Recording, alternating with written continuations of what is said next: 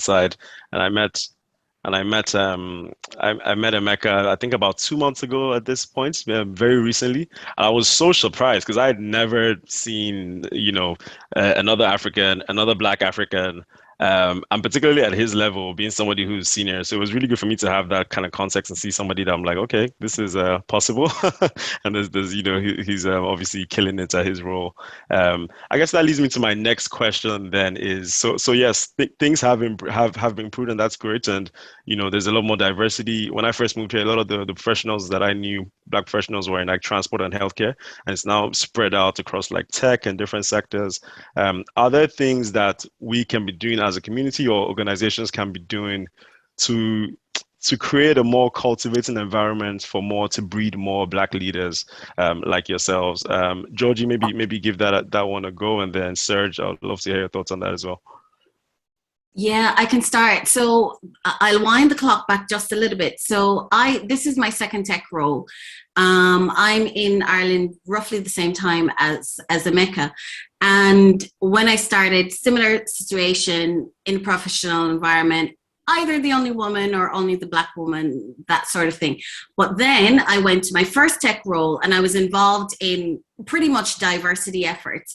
And I remember we had a student outreach session, and I was genuinely quite shocked at like how many college students, it was another tech company, showed up, because in my time in Ireland, I had never come across so many college students. And I was like, where have all these people been? I mean, how have they not like come across my network, and so the first thing I would say is we really need to create the forums. I consider, myself as my role in LinkedIn and any organization that I've been in to create that space so that I can introduce folks, like-minded folks, Black folks that are interested in this industry. So I think that's the first thing.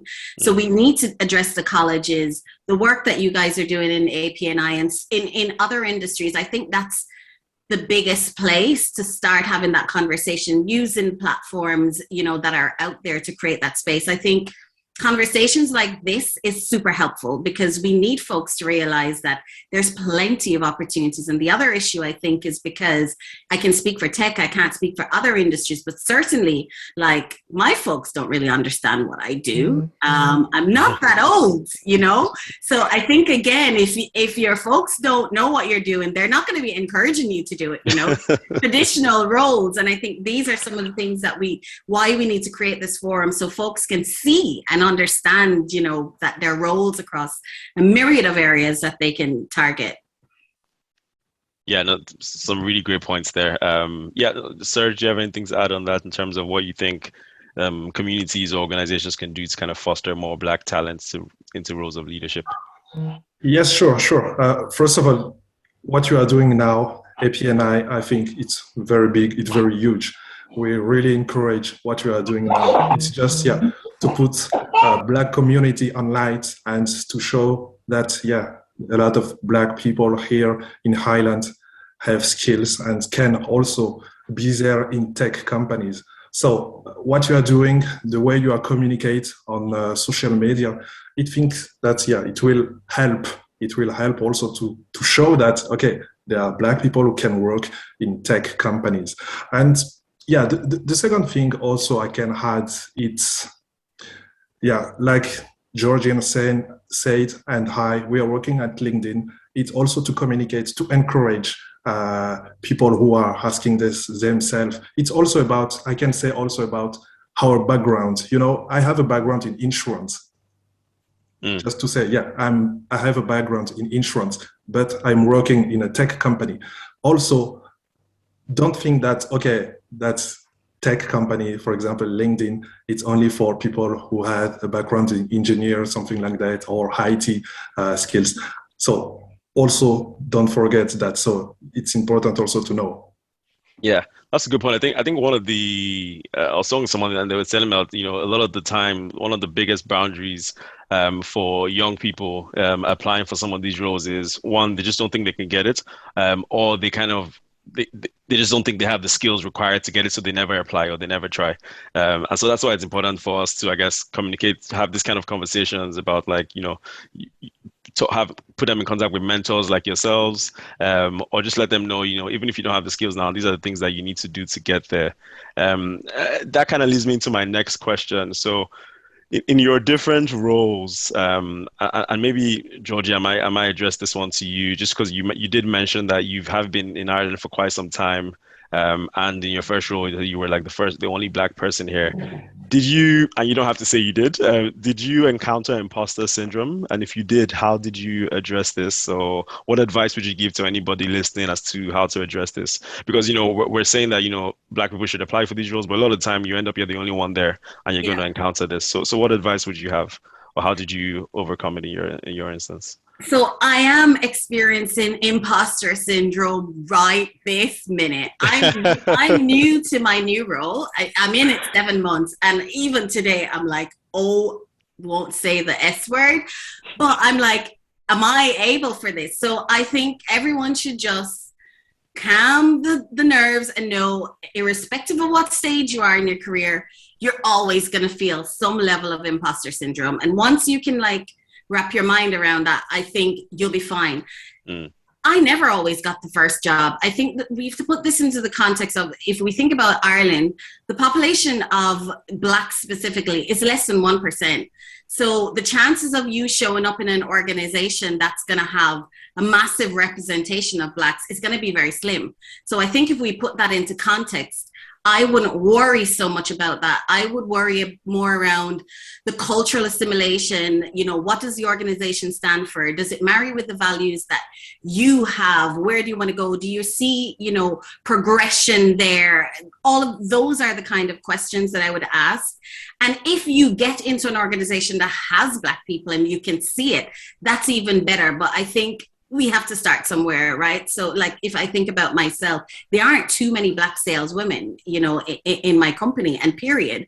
But I'm not going to limit myself going, okay, I'm not going to do it because there's no one else there. Somebody has to be the first. So I would say, really bottle the nerves, bottle the, all the beliefs that say you can't, and really try and figure out. I mean, if I think even for LinkedIn, I applied for LinkedIn, I think 4 times before I actually got a role in LinkedIn, so again, you don't always get it on the first go, and that's absolutely fine. I don't think that has to do with the industry or anything.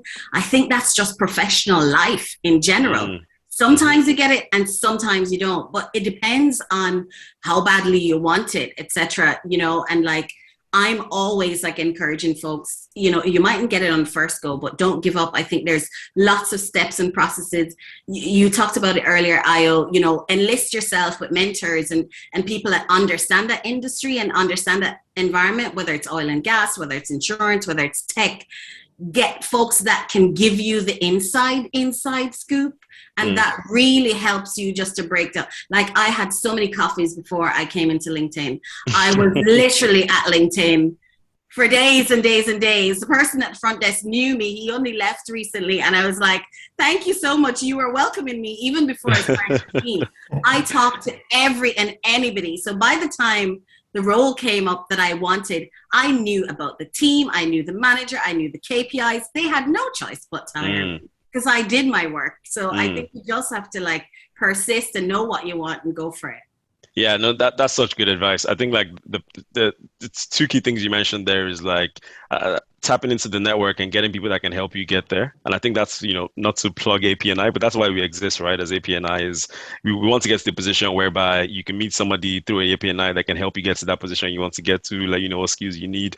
But also perseverance. Like, we can never underestimate the importance of just not giving up. Yeah. It seems like you knew exactly that you wanted to work for this company or in this role, and you were just focused on doing that. And Yeah, that's really interesting because then I'm gonna just bring that over to you, Amanda, because I know so for those of you that missed the intro, so Amanda is one of the leads or early she corrected me yesterday. She's not a co-founder, but she's, employee number three, which is close to co-founder of Black and Irish, which is a very, very important platform for Black people in Ireland. Go check out their Instagram, their website and everything. And for you guys to do that, it must have taken a level of, guts and perseverance, right? Can you just talk me through that process as to what inspired you guys to start Black and Irish? Yeah, absolutely. Sorry, just before I answer your question, just to kind of jump in on a note there that Jordy was talking about, I Yeah. found really interesting. I'm glad that you brought up the whole thing about imposter syndrome. Kind of bringing it back to my own experiences. So for anyone that doesn't know, I'm 23. I moved to Ireland when I was 2 years old. So I think my experience of living in Ireland has been slightly different than everyone else on the planet, I'd say. I kind of grew up in the system. I grew up in the society. So it's, again, I feel like the perspective would be slightly different. But bringing it to your point then on imposter syndrome, for me personally, like I had graduated in analytical chemistry. I studied science. And within a year of that, I completely shifted and moved into media, which is what I'm currently working in now. So like getting into certain spaces, getting into certain positions within the media industry, for me, like because I didn't have the background, I think similar to, along the lines of something that Serge was saying, because I didn't have the background, I felt like this was out of reach for me. And just on that note, I think just realizing that if you are in a space, if you have been given an opportunity to be in this position, that's for a reason, and recognizing that is very, very key. And that's the only way that you're going to be able to excel within that position. So that's just, sorry, a little caveat there. No, That's that was something that was very, that was very, wonderful, and sorry, I should have actually asked if anyone else had anything to add, but no, thanks for that. no, it's fine, it's fine. But yeah, bringing it back to Black and Irish anyway. Yeah, the organization was founded in June of 2020, and I think the initial sentiments around it was set up around the time after the George Floyd incident in the US. And at the time, we were hearing, a lot of conversations about race and racism, racial relations, within Ireland, but there wasn't necessarily an Irish context to it. I think a lot of the information that people were getting was from the UK and from the US, and that doesn't necessarily apply to, Ireland and the way Ireland operates, because there's a different history, and the experiences of Black people in Ireland is also very different. So that was like the main motivation for setting up the page, was to offer that perspective, was to bring an Irish voice to the table. And that's initially that was what the aim of the page was. It kind of got a lot of traction and traffic from just people within the community and outside the community. And I think from then it's really grown. Like within the year, I think at this point we're just under 60,000 followers on Instagram. And we've been given so many opportunities to work with different organizations, within government, on TV, on so many different places. And with that, I think we've kind of felt the responsibility to expand beyond what the initial parameters were for the group. And now we've kind of spread out across 6 different sectors, like we like to say, of society, and kind of aim to kind of push not just having Black people in those spaces. First of all, yeah, having the representation there, but also providing the information of people that already exist in those spaces. So for me personally, growing up, there were no real, Black figures that I could look to within an Irish context. There was no, representation for certain roles or certain positions, or either there were people there that we just didn't know about, or it just wasn't, publicized. Wasn't highlighted, yeah. Exactly. So that's the main thing that we're trying to do. We're trying to highlight, the achievements, the successes of Black people in this country, and showing what we can also bring to the table.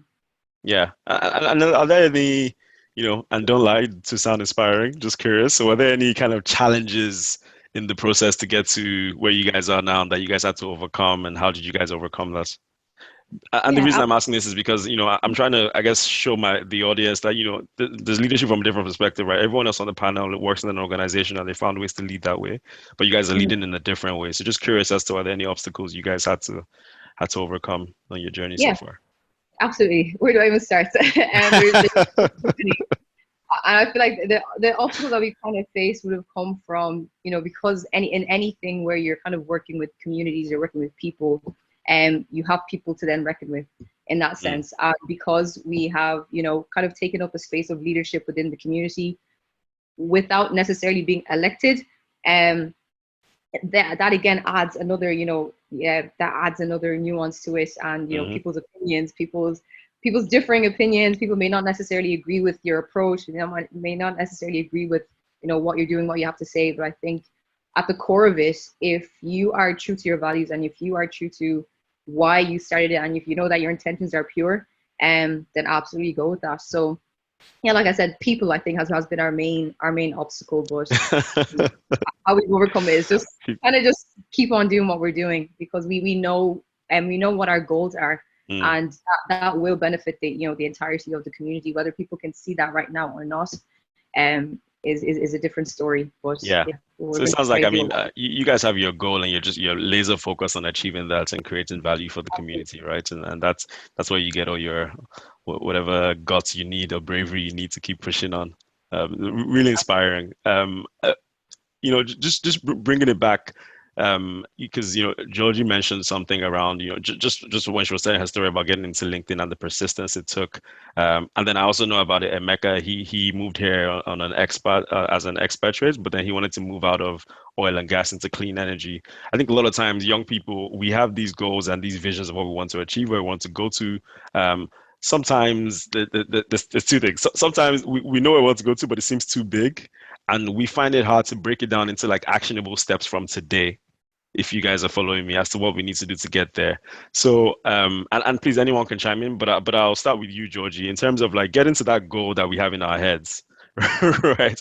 How would you advise a young person to start working on it today? And and let's just talk about it maybe in the concept of like, I want to be a leader.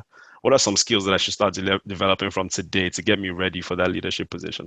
Yeah, that's so important. And I think you've mentioned the first thing, the obvious thing. You have to have a goal, right? You don't set out, jump in your car and not have a destination to get to and think you're going to get there. So you really genuinely need to have a goal. And I think sometimes people fantasize or what a goal is. A goal could be, I want to get into this company in a year. I want to get a promotion.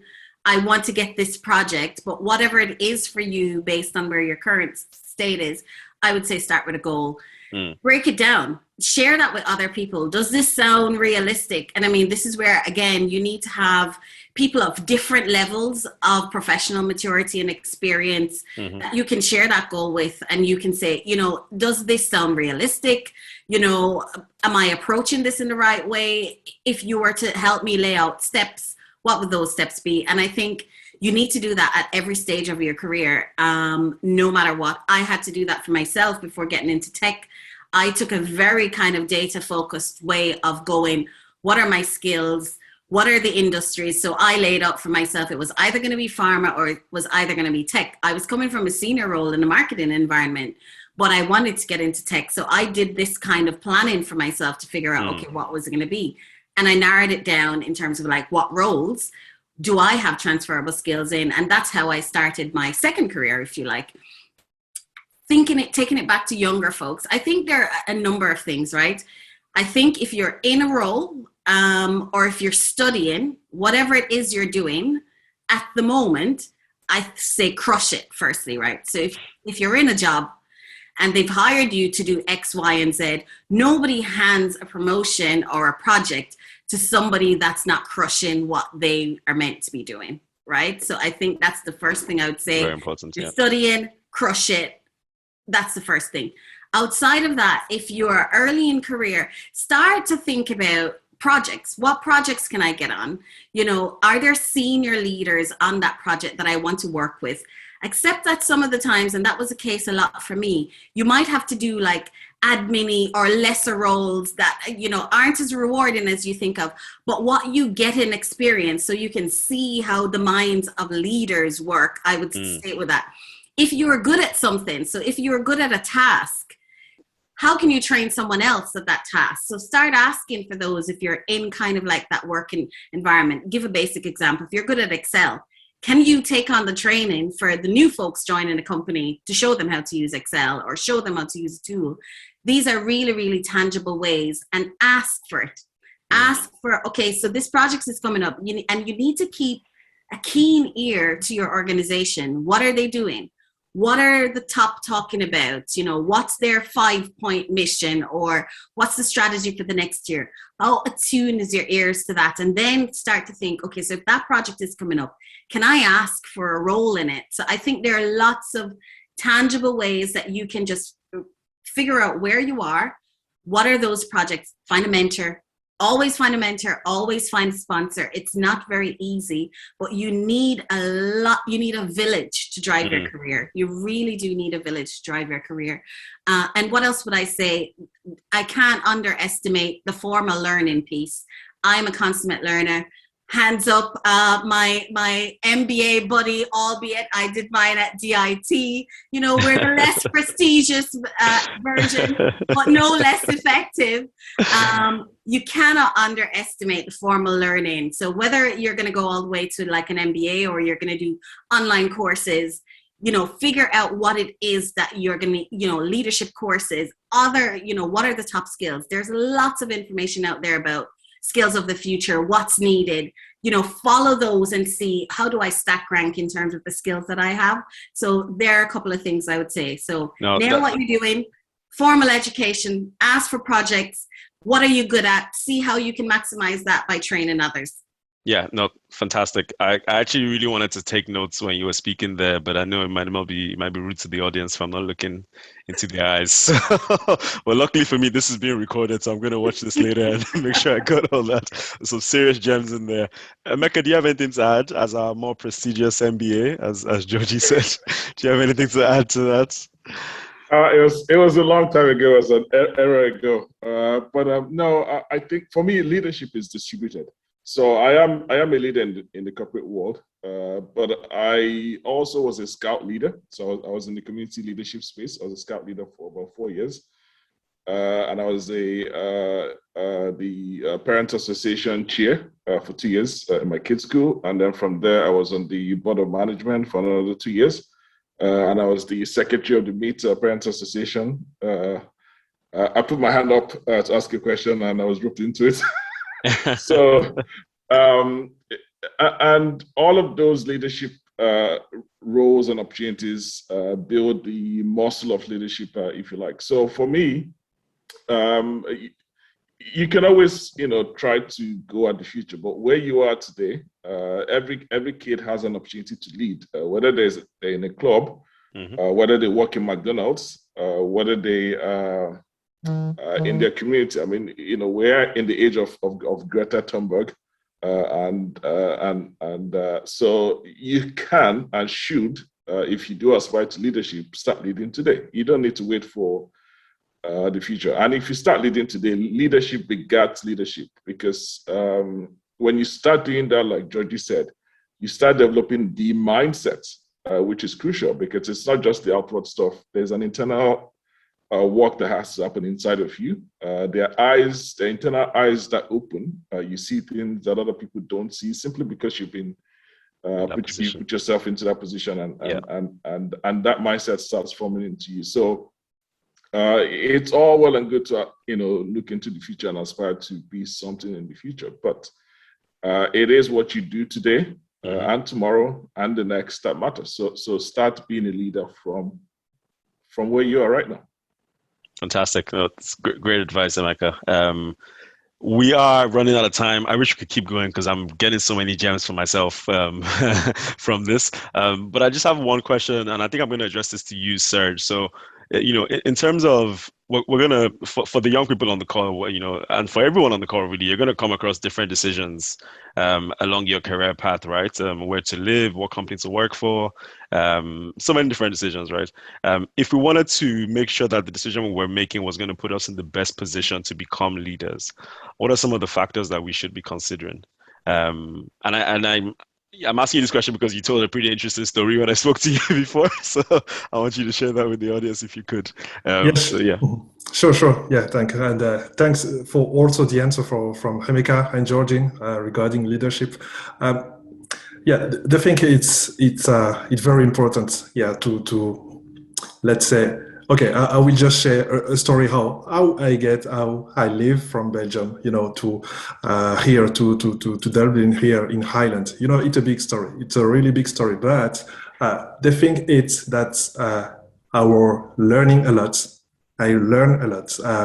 Also, uh, it was a big challenge, very big challenge. To make a decision to live where you are. You already have a work. I was working in another company in Luxembourg, living in Belgium, working in Luxembourg. With my wife also have a life there, working in Belgium. With my kids, I have 3 kids, so they were going to school. Big challenge. Speak only French, and you make a decision and say, okay, you know what? We will leave Belgium and come here in Ireland.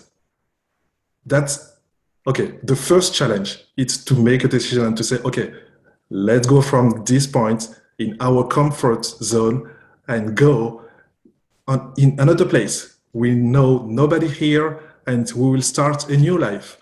And what I can advise to young people also, it's don't put any barrier in front of you. If you have an opportunity, if you have the possibility. The thing I used to tell to my lead brother, who is not, who now he's married, but before that I was telling him, and to young people, it's, come on, man, if you have an opportunity in Canada, in the US, if you have, go for it. Go for it. Because in that place, you will learn from people, you will have another mindset, and you can only discover. The big mistake is to stay all your life at the same place. Because you will meet the same person around you. And if you want really to have another mindset, don't be afraid to move from where you are and to discover other people. That's what I can encourage to young people. Guys, when you have that opportunity, maybe in, I don't know, in Thailand, in China, whatever, go for it. It's experience that you will gain. If it doesn't work, you come back, but you will come back with a lot of experience. This is fantastic advice. Actually, you're making me want to move, actually. But no, that's really great advice. Just so the audience knows, you can ask questions. It shouldn't just be myself asking questions. I think there's a Q&A functionality, so please feel free, drop some questions in there, and I can ask our panelists. Just so you know, we do have a workshop after this. It's called Rock My LinkedIn Profile, Rock My Profile, and it's really to help you maximize the benefits of your LinkedIn profile to get a new job or your first job, or even just like expand your network. So that's coming up next. I'm just gonna check if there are any questions from the audience. I don't think there are. So maybe we'll just do one more question for the audience. For our panelists.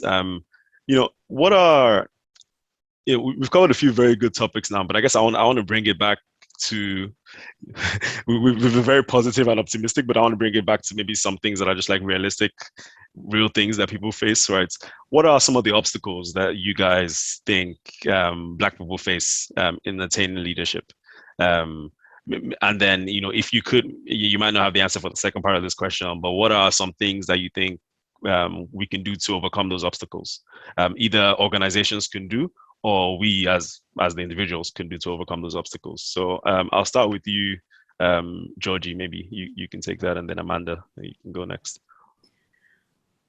So, not to state the obvious, right? But I think the biggest challenge we face is firstly getting into organizations, right? That we weren't traditionally in, or that wasn't created for us. I would say that is definitely the first thing.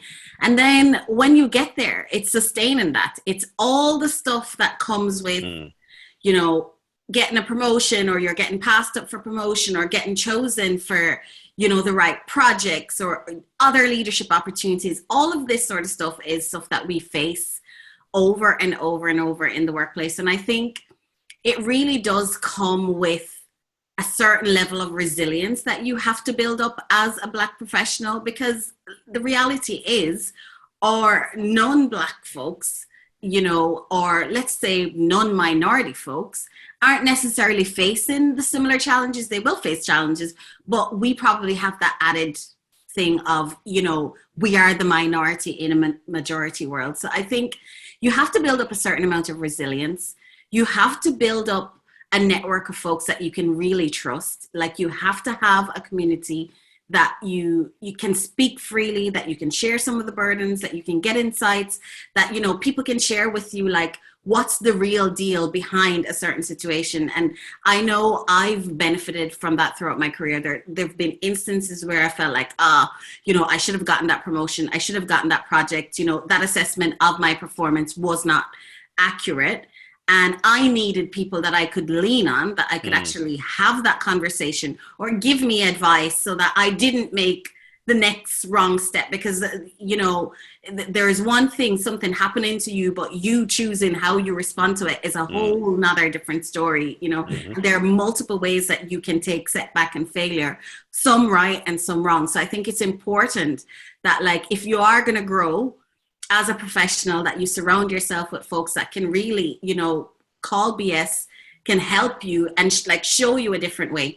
I learn a lot through observing others. There is nothing like seeing a colleague or a leader deal with a situation that you have encountered and go, man, I actually wouldn't have done that way. But that's a really great way of doing stuff. I mean, for me, I take leadership lessons every time I join a call, every time I'm speaking with a client, every time I'm talking to a colleague. I'm taking leadership lessons because I'm thinking, maybe I could do this a different way. Then in terms of organizations, I'd say create the space. I'm really, and not to delve on this point on LinkedIn, but one of the things that I've benefited from, certainly, I only started to speak more vocally about diversity and issues concerning, diverse folks with the George Floyd event. And the reason why I was able to do that is because we created this program, the company created this program for diverse people, for ethnic minorities, and it was a leadership program. So we got to go through this journey where we talk about identity and race and all of this other stuff in the context of who you are as a professional that you really wouldn't be able to do with the majority. And for me, that has single-handedly been one of the most transformative experiences of my professional life, because I really didn't feel like I could challenge authentically before then, using my voice as a Black Jamaican Irish woman. And so I think for organizations, really need to create that space, because I personally think my employers are getting much more out of me now that I, so to speak, am a little bit liberated, and have been and have gone on that journey. I feel like they're getting much more value now that I'm showing up as Georgie, Jamaican, Black, Irish, chatty, mouthy, whatever. So I think, those are some of the things that I would say. Yeah, that's a great point about employers and organizations creating space for their employees to be their authentic selves. Amanda, do you have anything to add to that in terms of what maybe more communities can do to really create that, to help us overcome those obstacles? Or firstly, what you think the obstacle is, and then the second part of the question. Yeah, and just to kind of keep things again within an Irish context, I think it was Rudy that mentioned earlier, like the percentage of Black people in Ireland, I think at this stage, I think we're just actually above 1%, about 1.5% at this stage. And I think, bringing things then into a professional level or into the corporate world, that again will translate 100%. And for a number of reasons, I think, it's the lived experience of so many Black professionals that there is this glass ceiling that a lot of people hit once they, enter into these organizations and things like that. And again, that's for a number of reasons. And I think the main one probably being, that social capital that I think people are lacking in terms of, not having the generations of people that have been here beforehand, that have been there to pass you information, to pass you on resources, to pass you on, connections within certain industries. Like the world is very much a who knows who kind of place. It's not just, unique to Ireland. And again, that's going to translate into the context here. And, on a professional level, especially I think within the past year, with everything that has happened with all, BLM and George Floyd, I'm seeing a lot of companies now openly speaking about, diversity and inclusion. And that seems to be very much a buzzword at the moment. And I think the main focus from what I've seen has been on diversity and not so much on inclusion. And, it's very much a two-way street. There's one thing having a diverse organization or having a diverse workforce, but how many of those people are in positions of leadership, number one?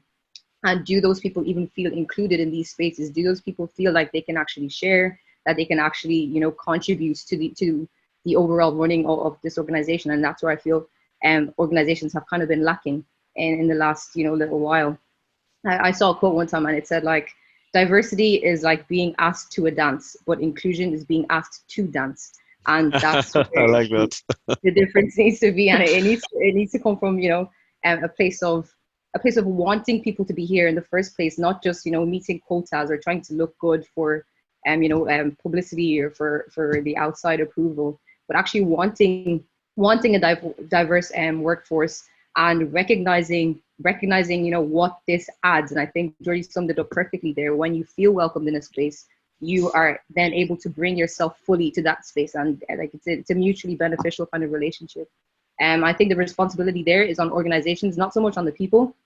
But to reverse it then, to kind of bring some responsibility back to, people within the Black community, we are now seeing more Black people entering into these spaces. We're seeing more Black people in positions of leadership.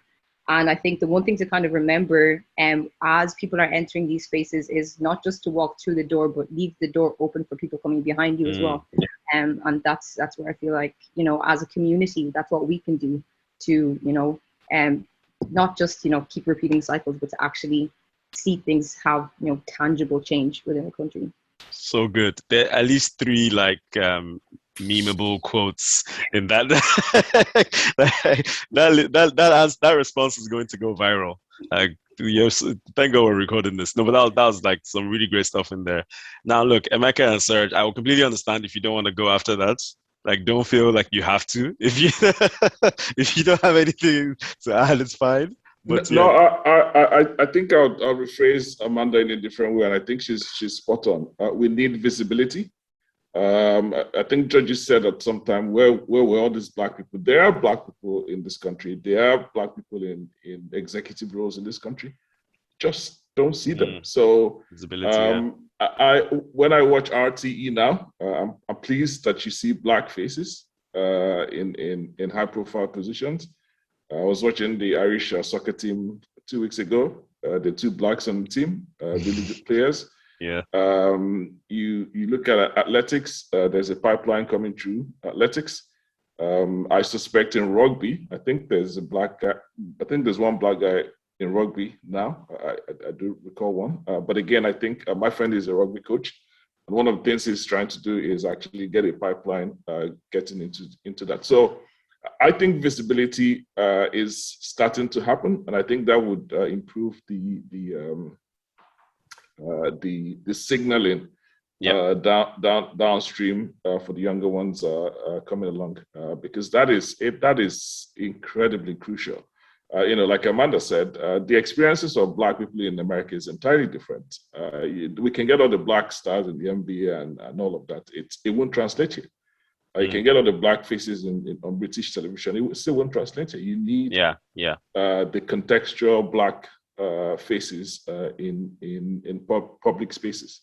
And again, in politics, there's a lot of Black people going into politics. So I think the visibility index is going up, and we need to do as much as we can to increase that visibility across board.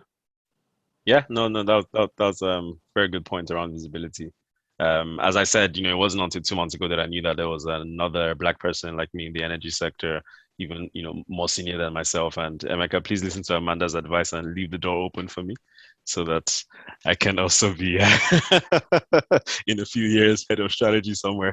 No, thanks to that, Emeka. And Serge, do you want to add anything to that? Yeah, sure. Also, the only thing I would also add, it's important also for organization to understand that, bringing more talented Black professionals, it's simply also not only good for the business, but it's also a key driver of innovation. And it's also I think for me, yeah, it makes sense, yeah, because diversity means also diversity of minds, you know. It will be also diversity of ideas and approaches. And it's very important, Yeah, as Emeka said, yeah, to understand that for organizations, and if they really want also to grow, but yeah, we need also more visibility. And what yeah, you are doing, APNI, it's very, very great job. yeah, One more time, and yeah, just keep on, and just yeah, and also people who are working, who are on some position, now their voice can be heard. Do that. You can do that on how, like now you are doing now. Also, yeah, open to discuss with guys who want to know more about, let's say, at LinkedIn or other companies. You know, it's all about also connection. It's all about discussion. Don't stay in your place. And yeah, people are there also to help. yeah. No, no, thanks for that. We do have to round up now, so I can hand over to John, who will just give you guys some background on the workshop. We just have John. I'm very sorry. John wants me to round up, but we have two questions from the audience that I'm going to answer it myself, so I'll keep it quick, John. Don't worry. So unless any other panelists want to add, so one person has asked a pretty loaded question actually that I'll try and paraphrase a bit. So it says, based on your own individual experiences, especially concerning the one-man community in quotes, what can the Black community do more or better as regards getting an active Black community? And it continues. For instance, we have established Indians and Asians bringing in younger ones to learn and strengthen their community.